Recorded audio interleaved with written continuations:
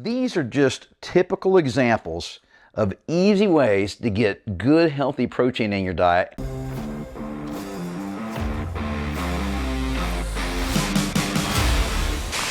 Hey guys, Mark McKillier with Live Anabolic, and today I want to talk to you about the foods you need to eat to build muscle after the age of 50. So guys, I've done a lot of different nutrition videos before, and I'm kind of lucky. I just got back from the grocery store yesterday, so I'm kind of stocked up, all right? So I just basically pulled everything out of my refrigerator and off my shelves and just kind of put it here, because eating right is hard enough, okay? A lot of you guys don't like veggies. The good thing is today's video is not about veggies. Today's video is about protein. So to build muscle, guys, you have to eat protein. Protein. And it's really hard to get enough protein into your daily diet on a regular basis. And I know, because I do what all of y'all are going to have to do. I know it's a pain in the ass, but you need to pick at least one typical eating day, okay, and write down everything you eat, all right? Just here, I'm going to show you. You just get a little pad pen, all right, here, a little pen. Just write it down. You think it's going to be a pain in the butt, but it's not. It's really easy. And the thing is, don't just write down what you eat. You have to have an idea of how much, all right, you're eating. So write it all down. Take a look at how many servings are in, you know, a typical food that you're eating. And then you don't have to weigh it. You can kind of guesstimate how many ounces, all right? And then write it down, all right? And at the end of the day, you can get online. There's lots of different apps online where you can type in the foods that you're eating, and it'll tell you how many grams of protein and just add it up. Now, a lot of these, if they're packaged, will have nutritional information on the back. So it tells you exactly how many grams of protein. So today's video, once again, is really just about protein. And so these are just typical examples of easy ways to get good, healthy protein in your diet. And the reason I know it's easy is because I do it. I hate cooking, guys. You heard me say this lots of times. I'm super lazy. I'm a bachelor, so I'm not going to spend a lot of time cooking for one person. So I really look for ways at the store to find good, healthy sources of protein that require almost no effort. All right. So guys, I'm going to step you through all the different meals today, plus some snacks and things you can do when you get hungry, because everything needs to be protein focused. Okay, so obviously I'm going to step you through not just the meals I eat, but specifically what are some great foods or sources of protein in these meals. But the other thing is, guys, how much do you need to eat? Well, I guarantee you none of you guys are probably getting enough protein, because I have a hard time getting enough, and I'm cognizant of it, you know, on a daily basis. So how much should you eat? Well, a lot of it depends on your weight, but I'm talking about your lean body weight, or how much your ideal weight would be. Because if you got an extra 100 pounds of body fat that you're trying to lose, you don't need to eat protein for that 100 pounds of fat. All right. So I weigh about 195 pounds, and I'm pretty lean. I'm probably around 11, 12% body fat. So I'm kind of at that point where I can take my body weight in pounds, and then I can multiply that by about 0.7, 0.8, all right? And that's how many grams I should be eating worth of protein. So we go from pounds to grams, okay? At least for us in the U.S. You guys around the world that are watching this, you guys can kind of convert from kilograms to grams. But so for my body weight, you know, 0.8 of 195 pounds, that's about 160 grams of protein. And that's hard. I have to really concentrate, and I have to take supplements, protein powders and stuff like that, to get that on a daily basis. And so that's kind of how you guys need to be thinking. So if you guys are shorter, smaller, don't have a lot of body fat, you know, you might only weigh 150, 160 pounds. You don't need as much protein as I do. But anyway, let me just start with breakfast, guys, all right? Remember, I like to keep it simple. I don't like to cook. So, therefore, I don't cook eggs and bacon at home, all right? I like to go out to breakfast once or twice a week. And then, of course, when I go out, I'll order eggs and bacon, all right, and hash browns. When you're eating out, avoid, if possible, the processed carbs like rolls, all right, or croissants, things like that. So if they got an option for hash browns or fried potatoes or something like that, that's a whole food, all right? That's not bad for you. That's a really good carbohydrate. But, the eggs and the bacon are loaded with protein, all right? Now, at home, I'm not doing that. So this is my trick, guys. I've spent a lot of time looking at cereals. Cereals are super easy. Most cereals are loaded with a lot of extra carbs. A lot of it's sugar, processed sugar. This brand right here, Kashi, is the best I could find when it comes to the protein versus carbohydrate ratio. So, one serving of this is 11 grams, and I actually eat more than one serving. I probably get about a serving and a half every morning with this stuff.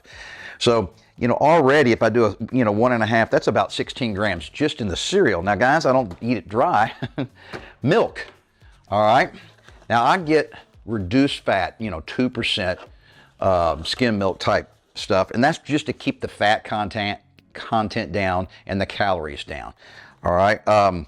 You guys can go for the really, really low fat milk if you want. That's fine. It'll have probably the same amount of protein, but 8 grams of protein in 1 cup, all right? And so I'm pouring, probably a good cup, 8 ounces, on my cereal. And then another thing I like to do every morning with this is a protein bar, okay? I love eating these things with my coffee. For some reason, they just go great together. And so there's tons of different protein bars out in the market, guys. You guys can look around. It depends on what area you're in, what country you're in. I really like these Quest bars, all right? They have 21 grams of protein, and the net carbs are really low. So, only 4 grams of net carbs. And remember, that's total carbs minus the fiber grams, okay? And so lots of different flavors you can go with here. But so anyway, that's a typical breakfast for me, guys. So I didn't make any eggs or bacon. Now, when I'm really getting serious about trying to work out hard and add muscle, yes, I will do eggs.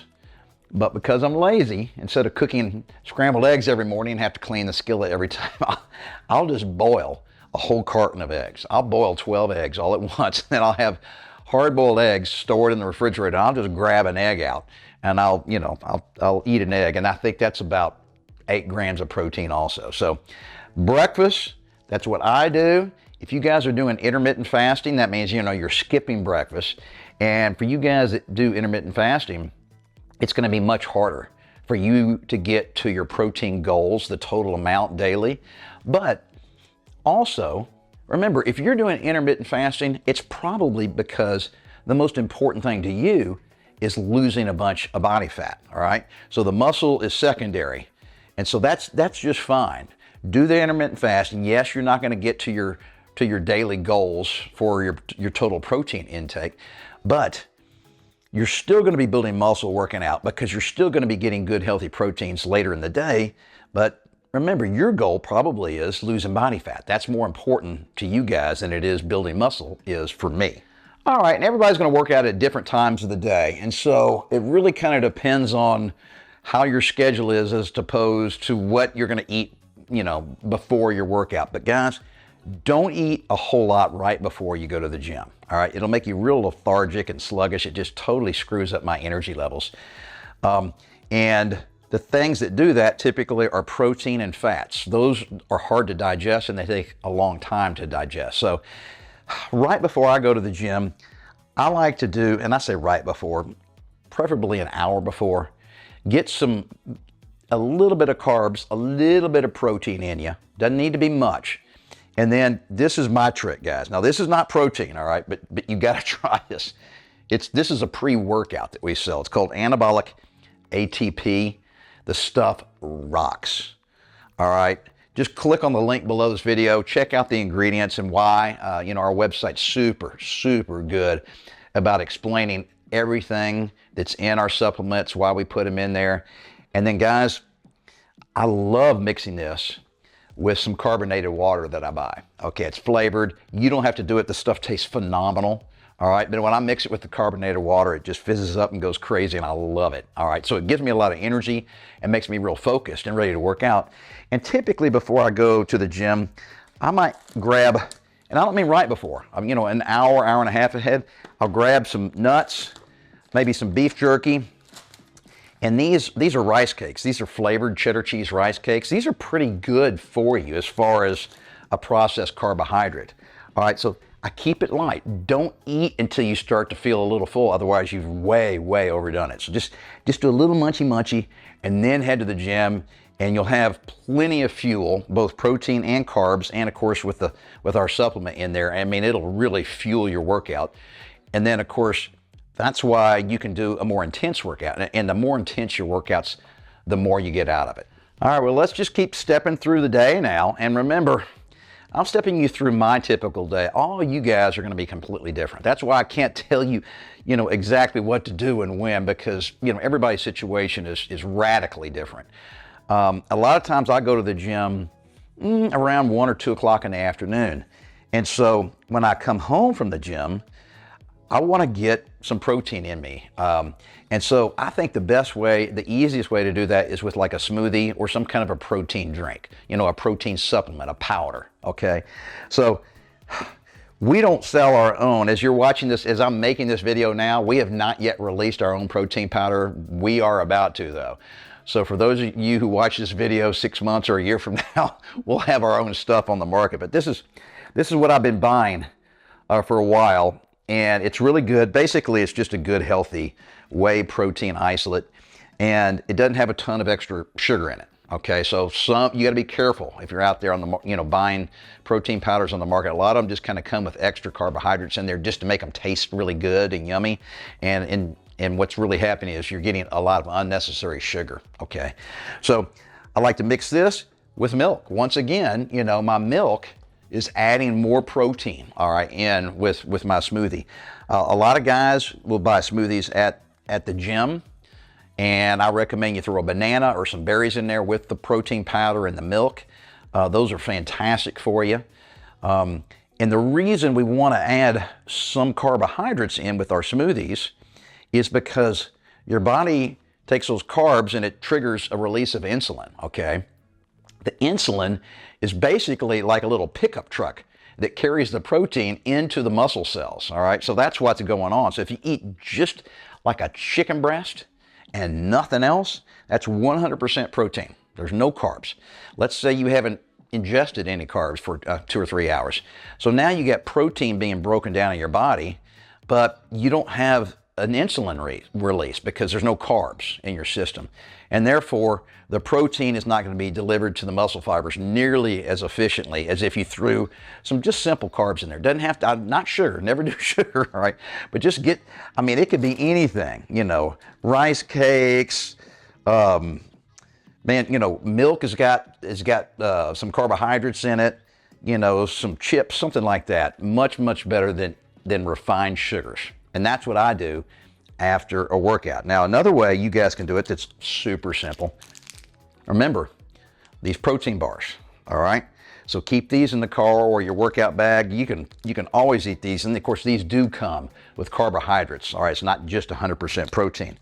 So that is a super easy way, especially post-workout, to really kind of get things going and feed those muscle fibers. All right, let's move on to lunch and dinner, all right? And for me, that's synonymous, all right? You can interchange those, right? So let me give you some of the tips or the tricks that I use. I mean, gosh, I buy almost the same stuff every time I go to the grocery store.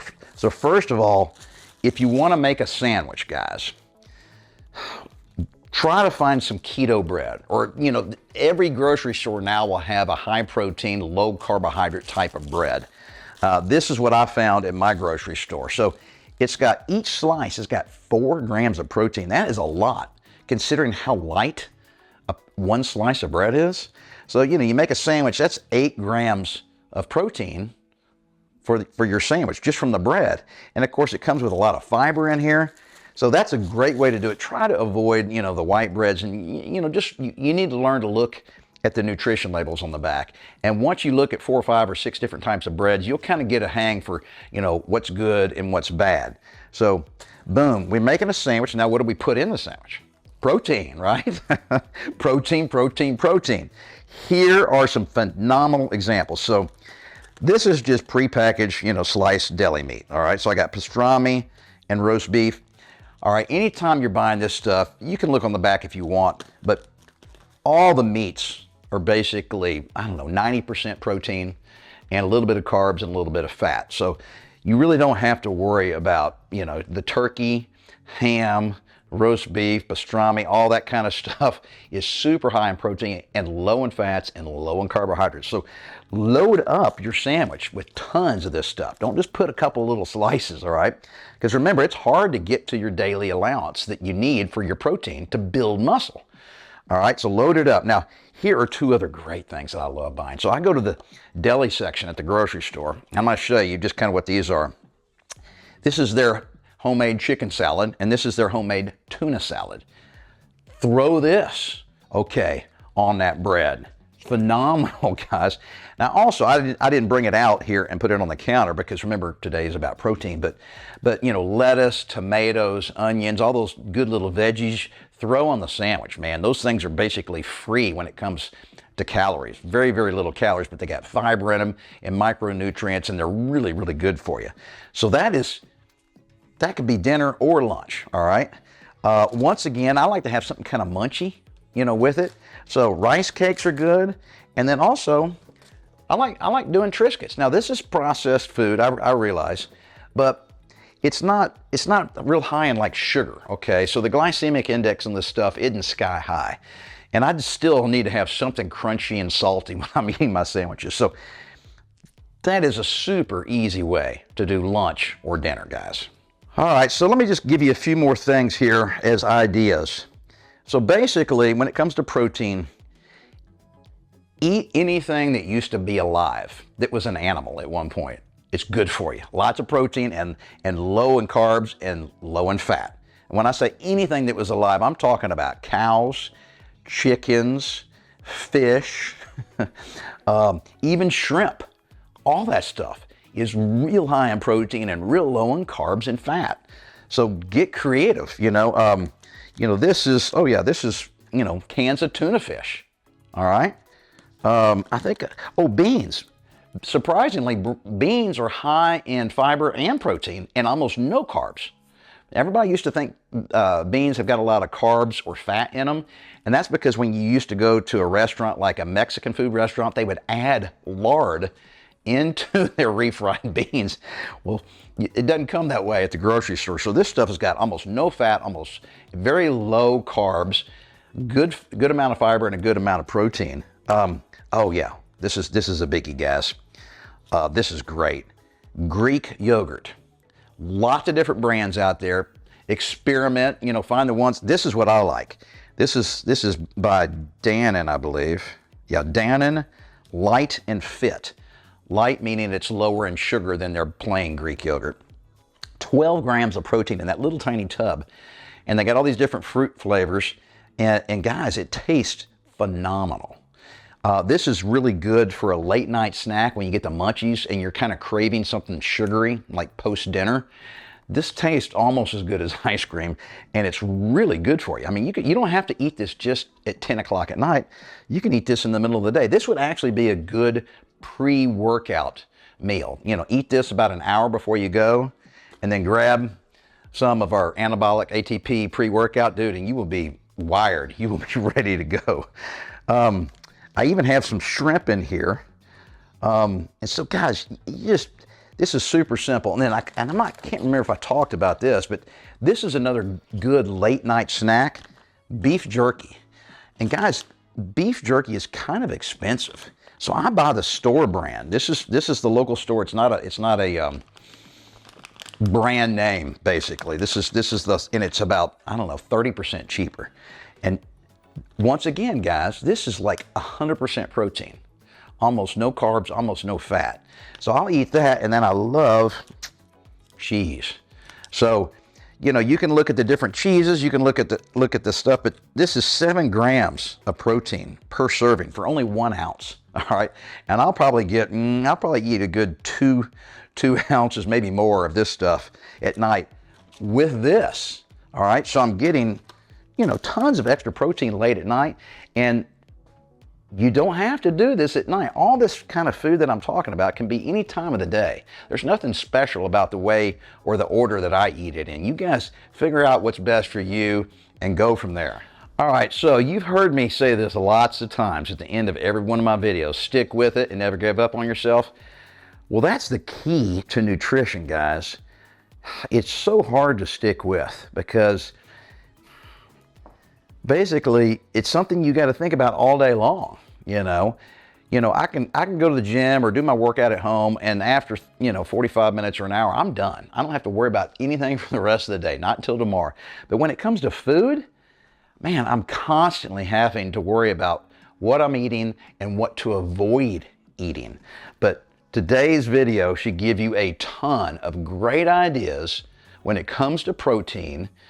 And remember, it's hard to get enough. Most of you guys, when you add all this up for your typical day, you're going to find that you're not getting 7 to 8 tenths of a gram per pound of body weight, per pound of optimal body weight. Remember, if you're planning on losing 60 pounds, don't count that 60 pounds when you're calculating the amount of protein that you need.